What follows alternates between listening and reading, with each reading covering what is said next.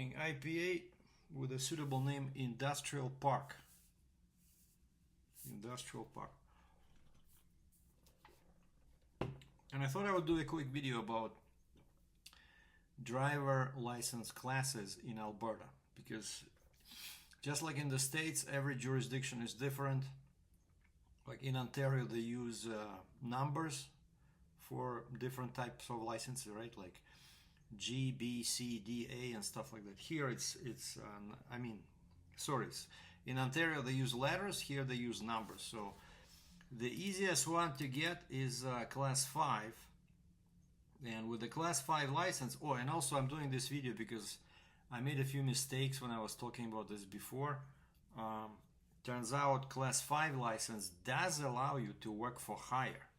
It's not for hire license, it's not like private license. No, it's perfectly fine commercial license. You can drive, but what they do is they restrict what type of vehicles you can drive. And so I'm going to read you what you can drive once you have a Class 5 license. That's what the law says: a 2-axle single motor vehicle.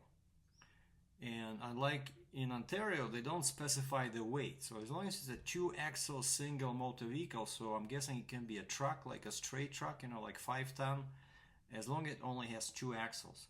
Second, a motorhome without air brakes, unless you hold an air brake certificate. So you can drive 2 axles, single motor vehicle, a motorhome. Then you can tow a trailer with 1 or more axles if the trailer is not equipped with air brakes. And again, they don't specify the weight, which is kind of like strange. I know in Ontario, I think it was with the G license, which is similar to Class 5 here, they restricted you to like 10,000 pounds, gross vehicle weight of the trailer, but here they don't say anything. And the last one is you can drive a moped, a recreational vehicle, or any combination of recreational vehicles and a trailer, if the trailer has 2 axles or less and isn't equipped with air brakes. So a bit confusing, not exactly a clear definition. Like, so can I drive a truck? I guess 2-axle single motor vehicle.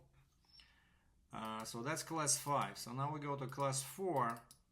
Class 4 is one of those what they call commercial Class 4, and this pretty much allows you to drive all motor vehicles included under Class 5, but plus, and most importantly for me, because I'm now working on getting this Class 4, you can drive a taxi, you can drive an ambulance, and you can drive a bus, including a school or kindergarten bus that seats fewer than 25 people, including the driver. So you can only have 24 passengers, but so you can drive a small bus.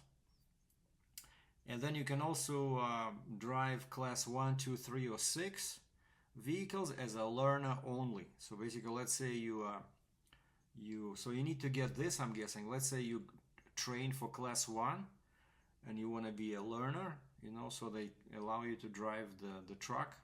So you need to get Class 4 so that they allow you to drive Class 1 during training. That's what it looks like.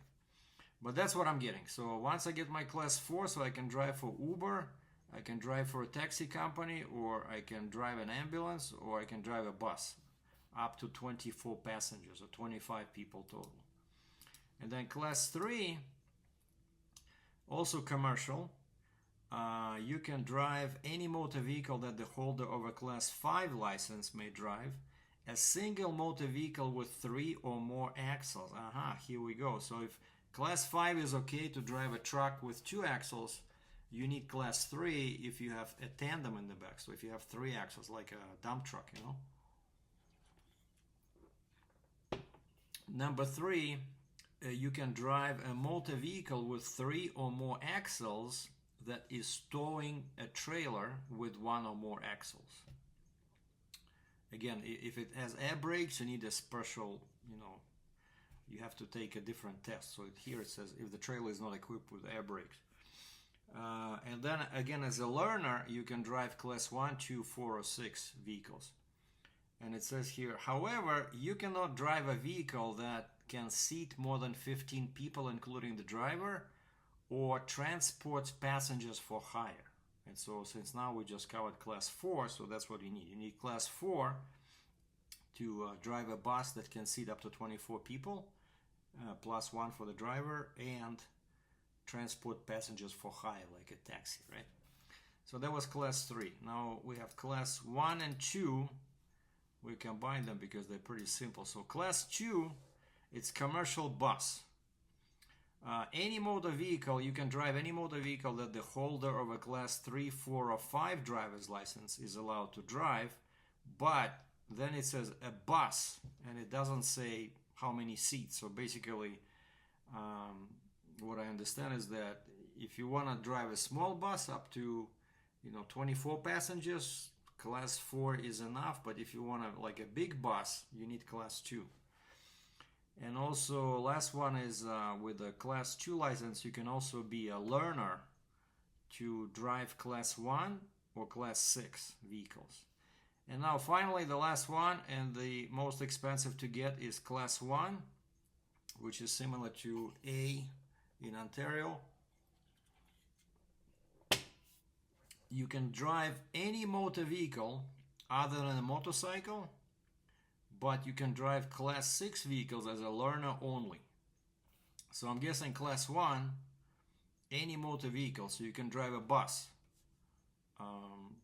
large bus. You can drive an ambulance, you can drive a taxi. So basically, you can drive anything, which is funny because that's different from Ontario. And also, there have been a bunch of accidents in the last, like, I don't know, maybe 3-5 years ago, because there were a lot of inexperienced drivers, especially immigrants, coming to Canada. And of course, they heard that, truckers make good money. So they were all getting, to their body trucking school and just maybe, I don't know, did like 10, 20, 30 hours. So basically, there was a loophole where people could get class 1 or AZ in Ontario with very little training. And I remember a case like that where a guy from Saskatchewan just got his license, and he had his own authority, so he was independent, and he had his own truck, his own flatbed trailer, I think, and he was not able to back into a door in a straight line. He just parked the truck, and the owner of the place, the shipper, comes out, says, "Can you please help him, because he's been trying to get in for 40 minutes." So that just shows you what kind of drivers we had, some maybe, I don't know, 3-5 years ago. And so lots of accidents were happening in Canada. And so the government finally cracked down on this, and they introduced a special program that specifies minimum hours. And it became really comprehensive training. And for all provinces, I think it's administered by each province separately, but they're very similar. So now you need a lot of hours to get your class 1 or class A. And because of that, the typical price here is now $10,000. If you just go from, let's say, class 5, you want to be a truck driver, it's $10,000. But if you can demonstrate previous experience, let's say, like in my case, I was a truck driver in Ontario with the same class 1, which is A over there. So if I can prove my experience, then the price drops to only $4,000. Of course, it's all Canadian dollars. So it's very expensive. But class 4, so I went to the registry today to get that medical form, because you need a special, it's like a legal size piece of paper on both sides, filled out with text on both sides.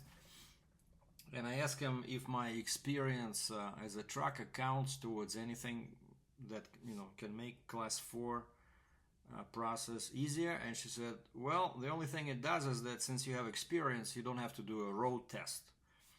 But for me, from class 5 to class 4, so I have to do the medical, and then I have to do a computer test. And I asked them, do you have to schedule it? They said, no, just come in. But we do recommend that you study the book, and there's a free, in Alberta, there's a free download. You go online and you download that commercial class 4. I think it's maybe for all classes, but it's a book online in PDF that you can download for free. And they said we do recommend that you study that because there might be some tricky questions. And so yeah, so you do your medical, you do your computer test, then they still check your vision, you know, right there at the registry, you know, or DOT office, right? And if all these three things align, then you have to pay, I think it's like $17 for a new class 4 license. And I think what usually happens, right, they just give you like a piece of paper, a temporary license, and then the regular one comes in the mail, like the plastic. And the downside with these commercial licenses is that you do medicals much more often, right? Like, for example, for my age group, after 60, once I switch to class 4, I have to do medicals every 2 years. Once I reach 65, I have to do medicals every year, or they will not allow me to drive class 4 vehicles, you know, like taxi, ambulance, and small bus. So anyway, I hope this was useful for somebody who's maybe moving to Alberta from other provinces or has friends coming over. So I just try to keep it as simple as possible. But yeah, so there you have it. So it's all numbered, class 1, 2, 3, 4, 5. So thanks for watching. Ciao.